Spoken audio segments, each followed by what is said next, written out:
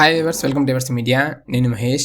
Kakinada institute of technology and sciences ఈ కాలేజ్లో management quota కింద ఎన్ని సీట్స్ ఉంటాయి, అలాగే కాలేజ్ ఫీ ఎంత, డొనేషన్ ఉందా లేదా, డొనేషన్ ఉంటే ఎంత, హాస్టల్స్ ఉన్నాయా లేదా, ఇవన్నీ డీటెయిల్గా డిస్కస్ చేద్దాం. సో మీకు ఉపయోగపడే వీడియోస్ ఏవి కూడా మిస్ అవ్వకుండా ఉండాలి అంటే మన ఛానల్ సబ్స్క్రైబ్ చేసుకోండి. ఇక వివరాలకు వెళ్ళగా, Kakinada institute of technology and sciences ఇప్పుడు అది రాజారత్న కిడ్స్ ఇంజనీరింగ్ కాలేజ్గా కూడా పిలుస్తున్నారు. ఈ college Rajaratna health care and education society కింద రన్ అవుతున్న ఇంజనీరింగ్ కాలేజ్. ఈ కాలేజీలో ఎలాంటి డొనేషన్స్ ఉండవు. అదేవిధంగా మేనేజ్మెంట్ ఫీ కూడా కాలేజ్ ఫీయే. ఏదైతే కేటగిరీ ఏ కింద ఫీ ఉంటుందో సేమ్ ఇక్కడ మేనేజ్మెంట్ కోటా కింద కూడా సేమ్ ఫీ ఉంటుంది. సో రిమైనింగ్ కొన్ని కాలేజెస్లో సిఎస్సికి వాటికి వీటికి extra donation amount, extra college fee, separate college fee ఉంటుంది.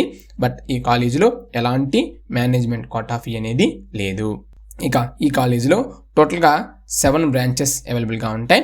Agriculture engineering 9 seats, computer science and engineering with information technology 18, civil engineering 9, computer science and engineering 18, mechanical engineering 9, mining engineering 9, అలాగే pharmaceutical engineering 9.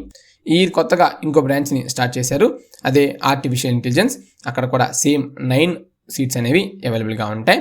So college fee అనేది 38,000 including management everything.